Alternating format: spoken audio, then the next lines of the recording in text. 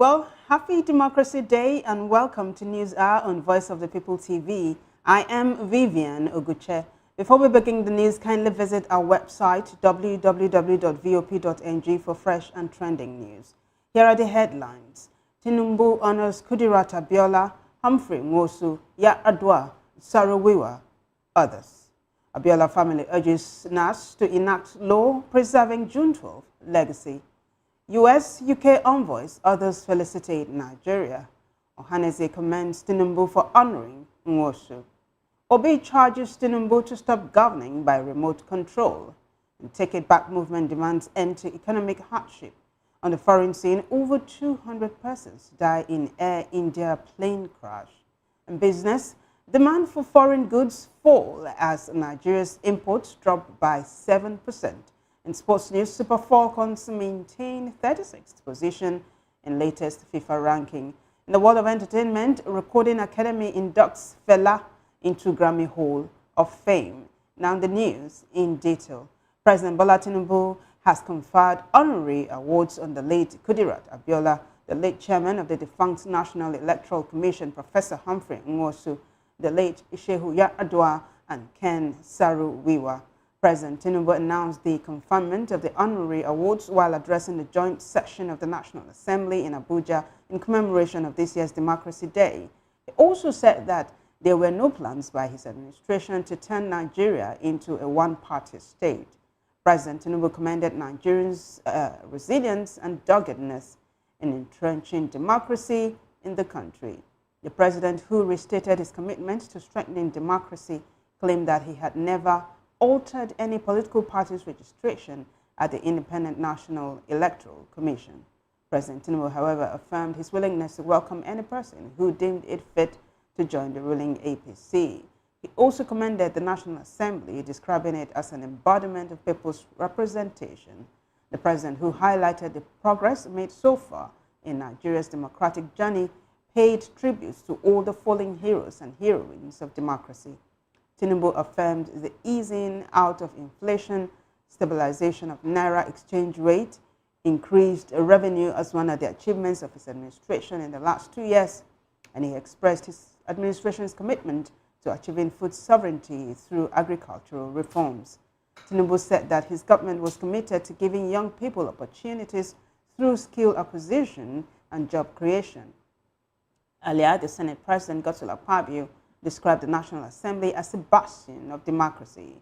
Akpabio saluted those he called gladiators of democracy, including Tinubu, for defying oppression in order to restore democracy in Nigeria.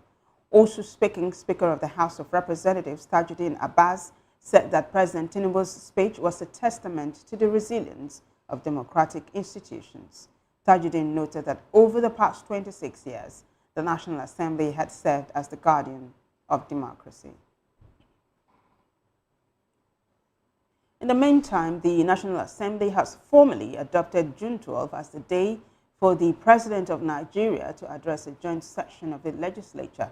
The decision was taken during a special Democracy Day sitting at the National Assembly complex in Abuja, where President Bola Tinubu delivered a commemorative address to lawmakers.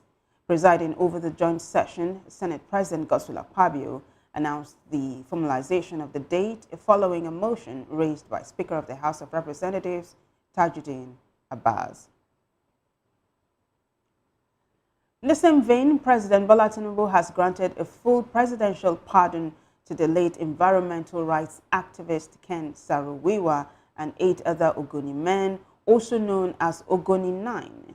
President Tinubu announced the pardon to the 9 Ogonis, who he described as national heroes, while exercising his powers under the prerogative of mercy during an address to a joint session of the National Assembly in commemoration of Democracy Day. He said others whose names shall be announced later in conjunction with the National Council of State would also receive a presidential pardon. He also conferred posthumous national honor of Commander of the Order of the Niger on Saro-Wiwa, and Officer of the Order of the Niger on his 8 kinsmen. Saro-Wiwa and his colleagues had been accused of murder by the administration of a former head of state, the late Sani Abacha, and executed in 1995. Meanwhile, the presidency has apologized for including the name of Afenifere leader Reuben Fashoranti and Edwin Madunagu under posthumous Democracy Day National Honors List. The presidency, in a statement signed by the presidential spokesman Bayo Onanuga, noted that the two honorees are still alive and should not have appeared in the posthumous category. Onanuga added that the presidency will make the necessary corrections across all State House digital platforms. In the same vein, the family of the acclaimed winner of the June 12, 1993 presidential election, late MKO Abiola, has called on the National Assembly to pass enabling legislation that will permanently enshrine June 12 as a significant part of Nigeria's democratic history. Speaking on Democracy Day in Abeokuta, Hamin Abiola, a son of the late politician and spokesman for the family, said the move is essential to safeguard the ideals of June 12 from being forgotten by future generations unfamiliar with the struggles and sacrifices that led to Nigeria's current democratic dispensation. Hamin emphasized that formal recognition through legislation would serve to immortalize not just MKO Abiola, but also his late wife, Kudirat Abiola, and the many Nigerians who lost their lives during the struggle to actualize the June 12 mandate. He made the appeal while receiving a state government delegation led by Ogun State Deputy Governor Noimot Salako Oyedele at the family home in Oja-Agbo, Abeokuta, where a special Islamic prayer session was held in honor of the late Abiola. And as Nigeria marks Democracy Day, leaders and citizens gathered at the June 12 platform to reflect on the nation's democratic path. With a lineup of high-profile panelists, including national and international figures, discussions centered on the rule of law, unity, education, and democratic accountability. VOPTV's Onyidamola Olokuton was there and brings us this report. The 2025 June 12 platform brought together key voices to examine the progress of democracy in Nigeria and what must be done to protect and improve it.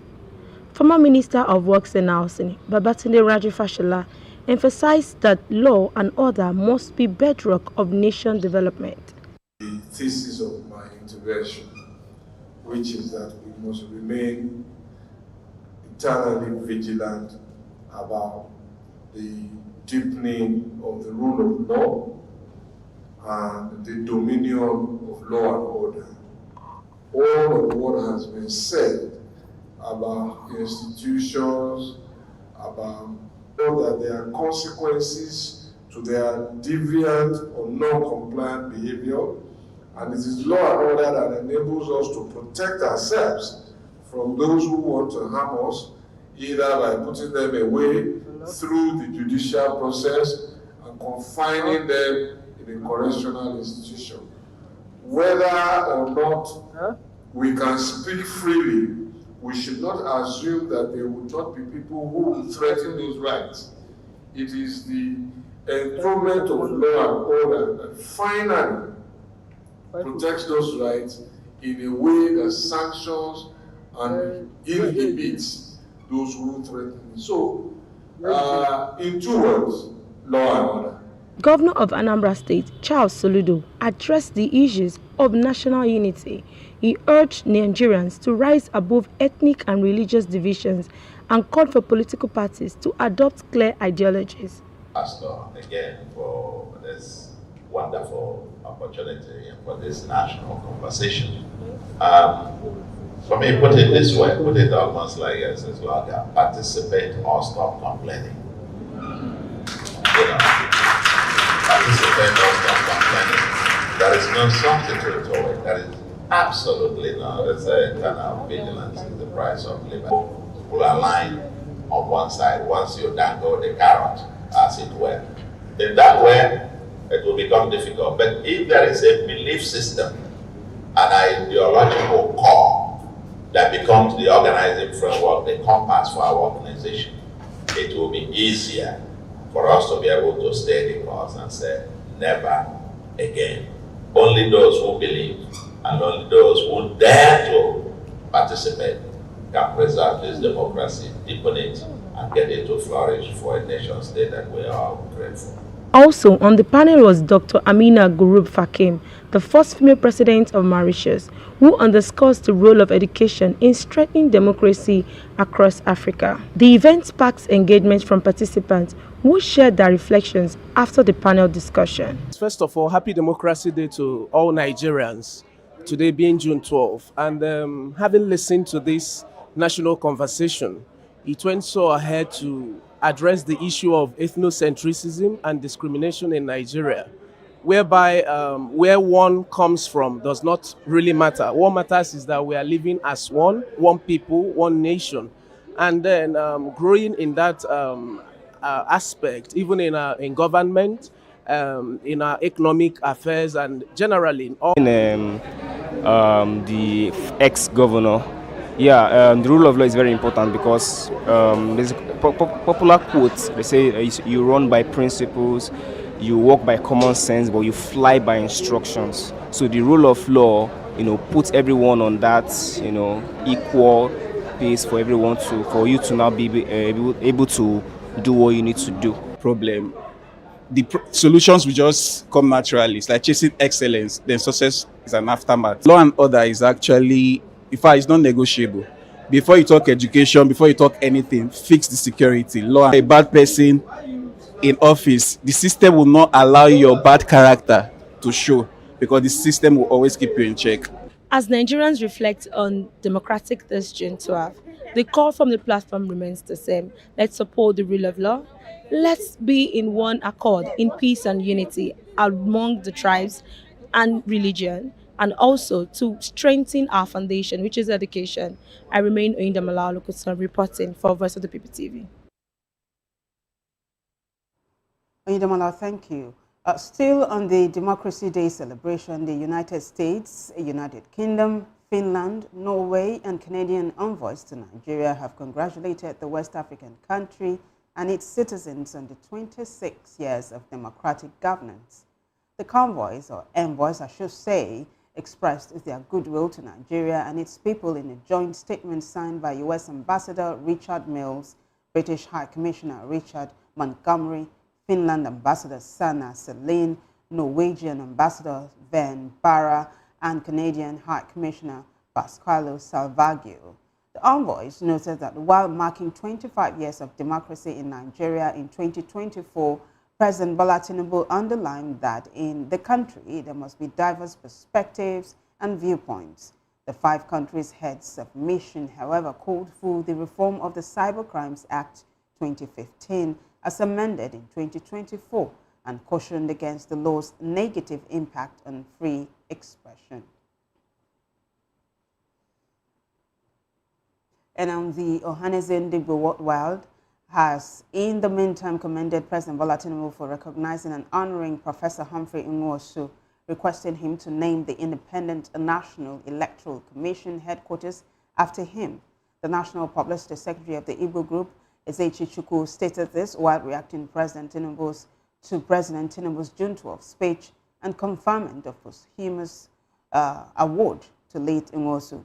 Chukwu described the gesture as a welcome development, saying the federal government had done the needful by honoring Nwosu, whom he said made a generational sacrifice with real courage by upholding the mandate of MKO Abiola.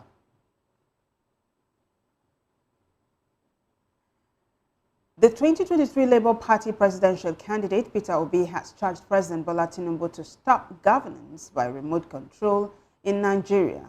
Obi also charged President Tinubu to travel around Nigeria and feel the pains of the citizens. The leading opposition leader gave the charge while taking a comprehensive look at the 2-year reign of Tinubu and concluded that a lot is not right in governance, delivery, and policies of the administration.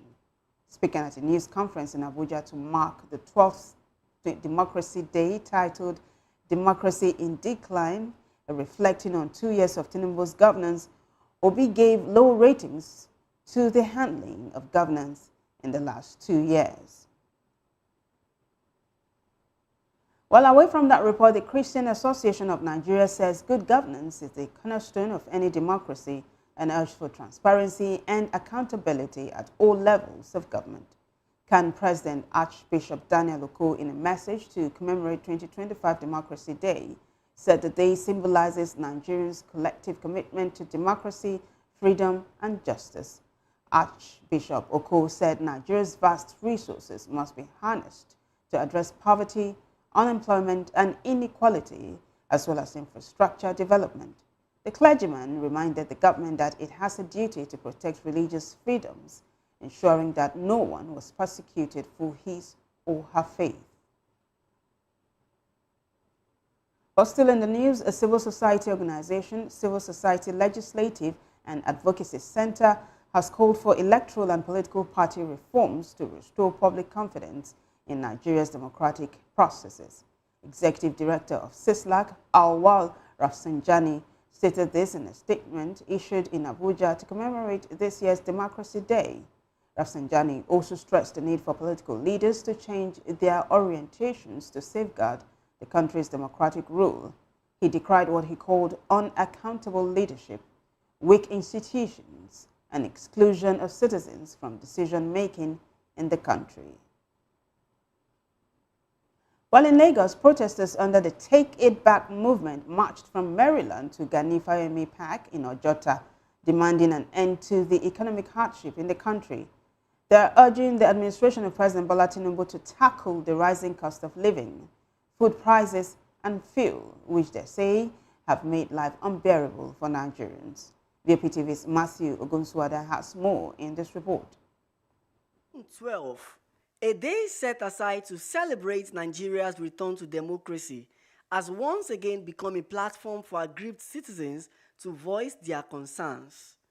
In Lagos, members of the Take It Back movement marched from Maryland to the Gani Fayemi Park in Ojota.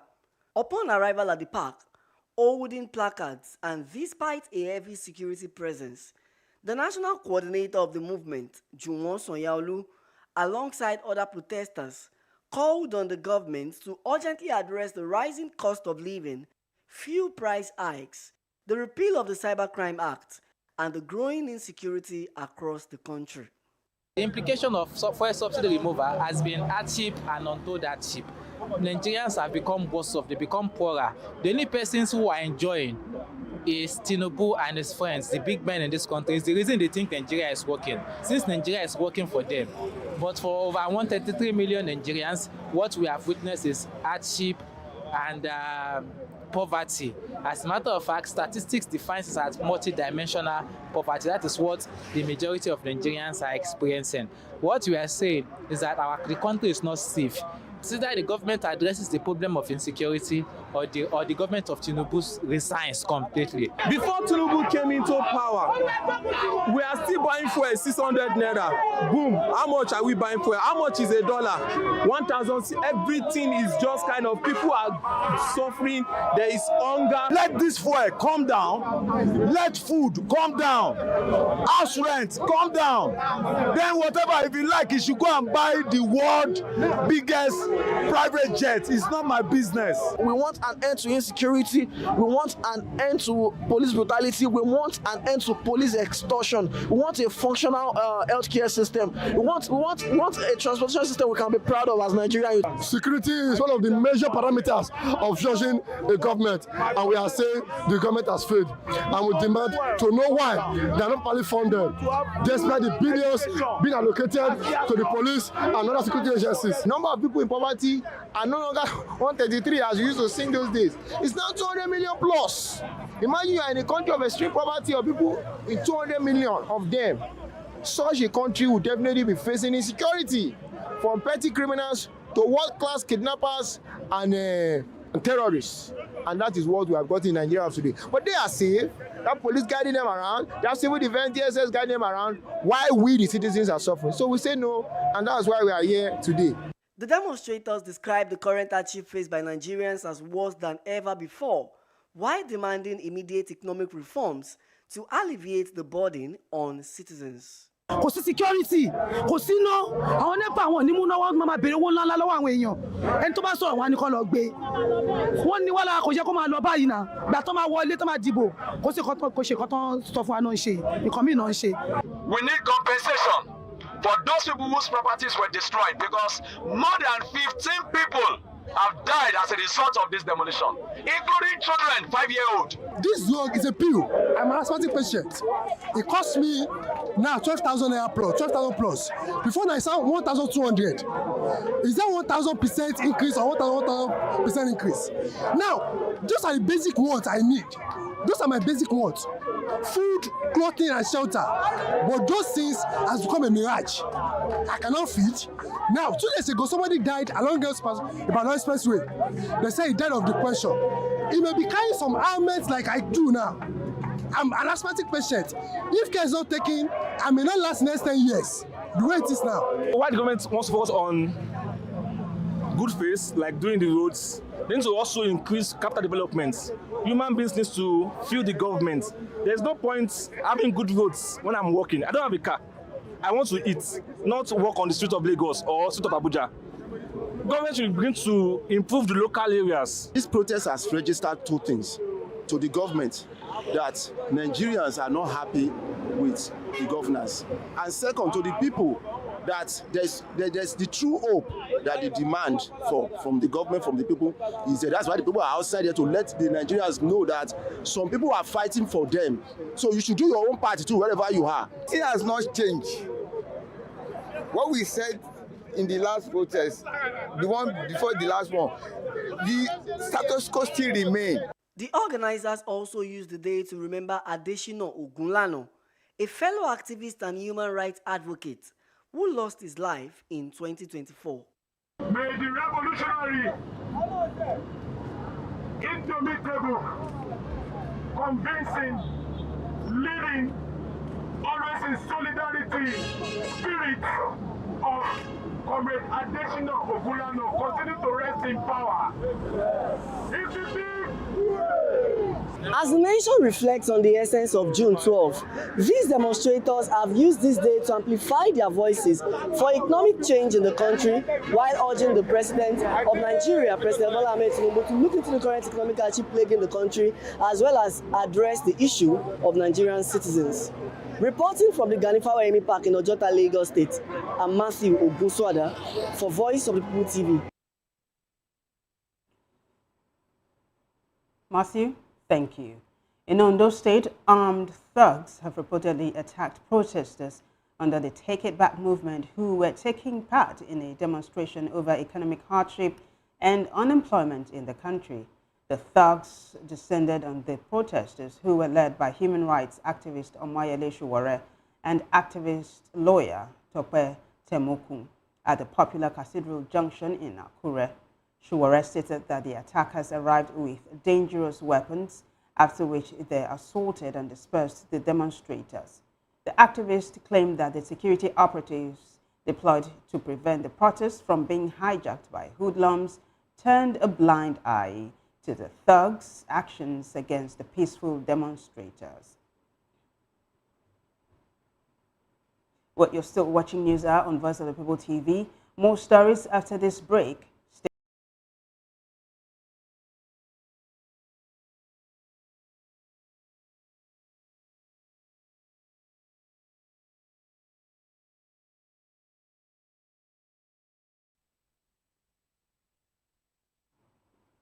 Welcome back, everyone. Governor Babangida Zulum of Borno State has granted state and partial pardons to 66 inmates serving various jail terms at the Maiduguri Maximum Custodial Center. The governor also commuted death sentences to life imprisonment and reduced the jail terms of several others.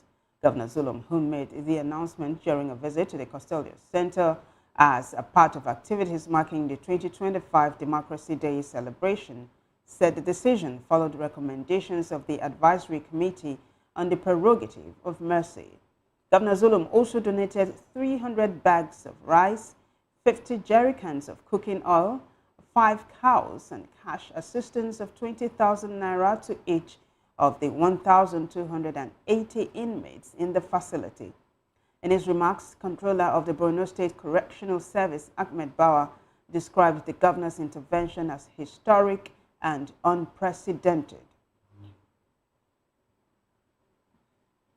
In another development now, troops of Operation Fasang-Hama have killed 3 notorious terrorist kingpins, Alta, Babaye, and 1 other, and 10 fighters in Zamfara State. The troops also eliminated other notorious bandits, Abdul Jamilu Salisu and Saleh Adu Madele, son of bandit leader Adu Aliru. They were killed during an offensive operation in Unchin Kalgo town, Safe local government area of the state. The Director of Defense Media Operations, Major General Marcos Kange, who announced this in a statement, said the terrorists and their foot soldiers were linked to multiple acts of violence and terrorism in Zamfara. Well, turning to other stories now, the last surviving female twin to be rescued by Mary Slessor, a Scottish missionary, in Arochukwu, Asian Kingdom of Abia, over a century ago, Melinda Ngbafo Kiriki, otherwise called Mama Nwosu Beke, is dead. A statement that was made available to newsmen in Umuahia on behalf of the family by the only surviving son of the deceased, Bishop Okechukwu Okereke, disclosed that she died at the age of 115. Bishop Okereke disclosed in the statement that the centenarian and her twin sister, Ngboko, were born during the harmful traditional practice of the killing of twins in the community. He further disclosed that she will be laid to rest on Saturday, the 30th of August, in her family compound at Amaso, Arochukwu, after a funeral service at the Presbyterian Church of Nigeria. The statement added that the deceased had 3 children, a daughter and 2 boys, but was survived by a son, grand and great-grandchildren, and many relatives. Well, may the soul of the deceased rest in peace. Coming up next, the foreign, business, sports and entertainment news. After this break, stay with us.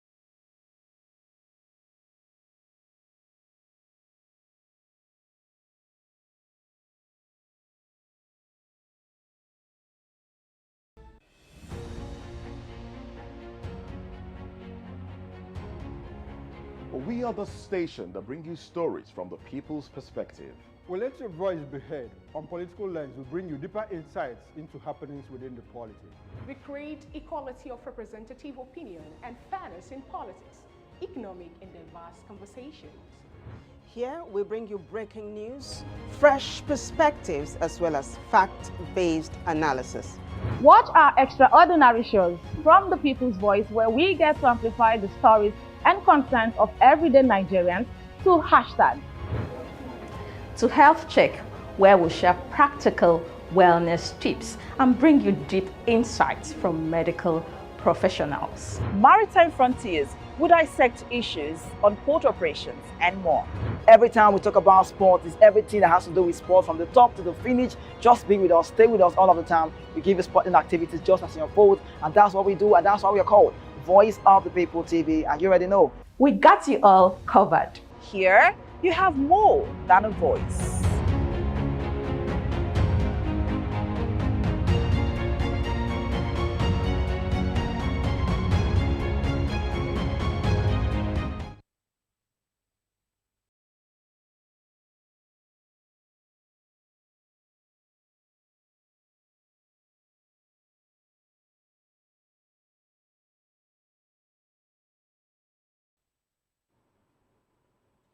Well, welcome back to News Hour. On the foreign scene now, unfortunately, a London-bound Air India plane carrying 242 people have crashed shortly after takeoff in the western Indian city of Ahmedabad.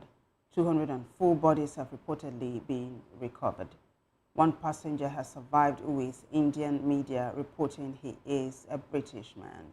Air India disclosed that 169 Indian nationals, 53 Britons, 7 Portuguese nationals, and 1 Canadian were on the flight. And away from that tragic report, the ruling party in Burundi has won all 100 seats in a parliamentary election that the opposition says has killed democracy in the Central African state. Giving the provisional results for last week's election, Electoral Commission head Prosper Ntahowamie said the CNDD-FDD party secured more than 99% of votes in all provinces. The opposition UPRONA party, which came second with a little over 1% of the vote, denounced the election as rigged. The main opposition party, the National Congress for Liberty, fell into third spot, getting only 0.6% of the vote. Now, non-essential U.S. embassy staff and their dependents in Baghdad are to be evacuated from Iraq due to heightened security risks. Officials did not say exactly what prompted the removal, but have been told Israel was ready to launch an operation into Iran. U.S. officials said this was part of the reason some Americans were advised to leave the region, adding that they anticipated Iran could retaliate on certain U.S. sites in Iraq. U.S. officials have also restricted the movements of staff within Israel itself. Moving on, the Global Nuclear Watchdog's Board of Governors has formally declared Iran in breach of its non-proliferation obligations for the first time in 20 years.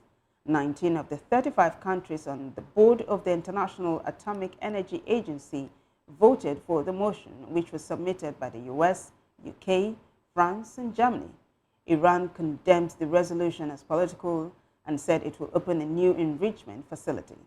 It follows a report from the IAEA last week, which criticized Iran's general lack of cooperation and said it had enough uranium enriched to 60% purity near weapons grade to potentially make 9 nuclear bombs.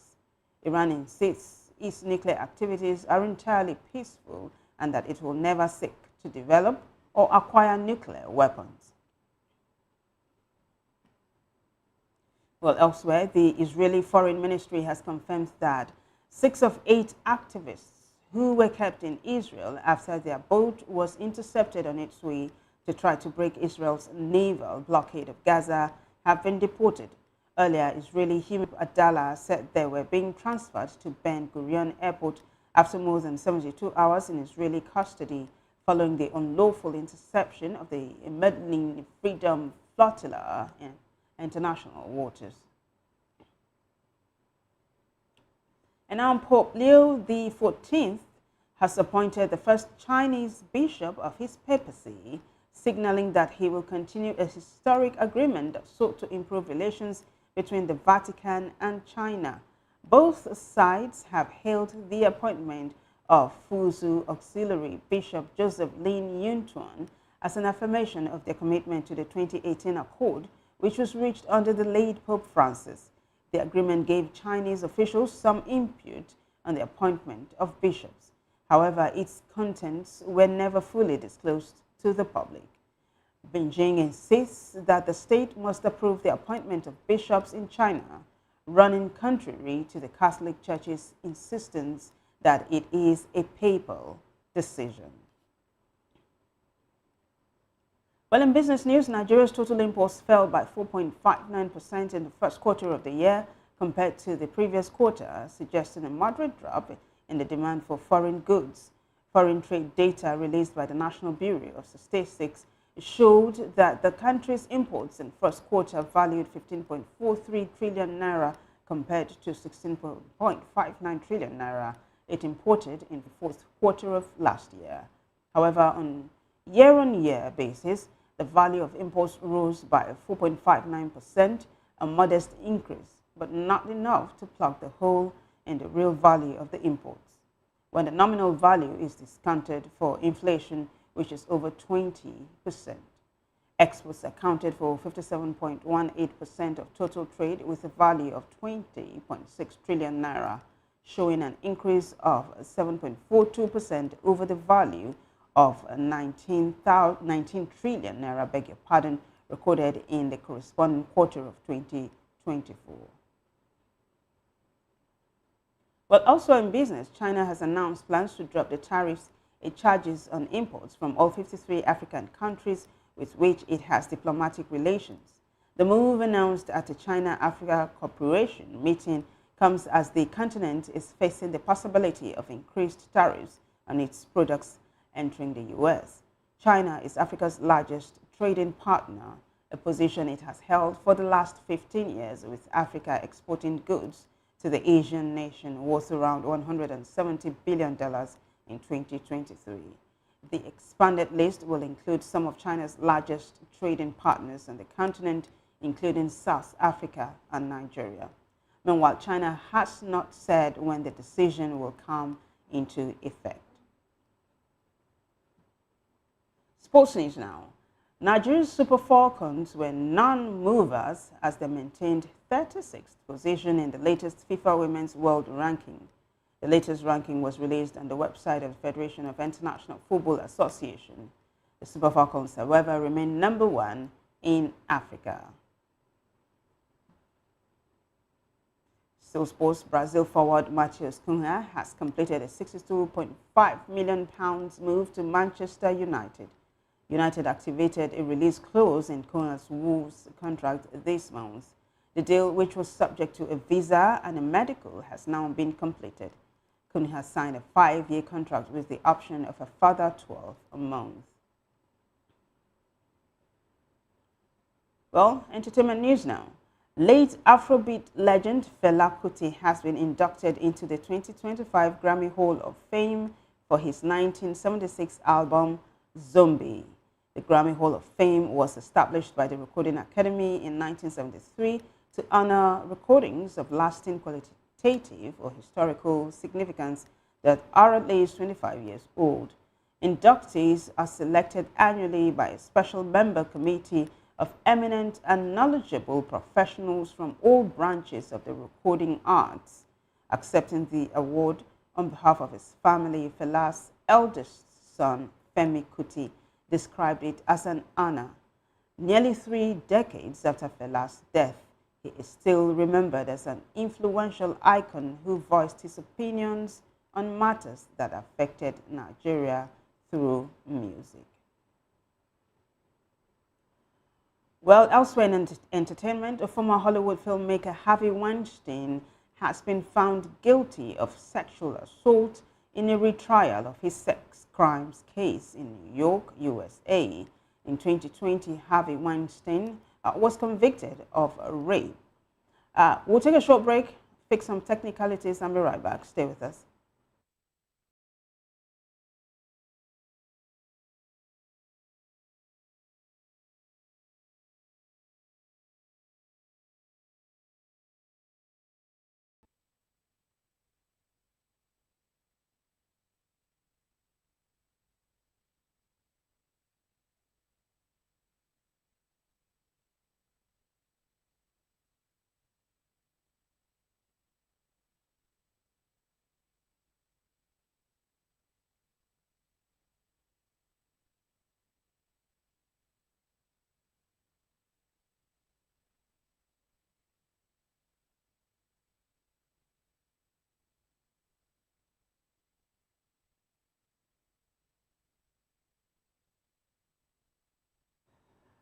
Now, let me take it from the top regarding Weinstein's sexual assault case.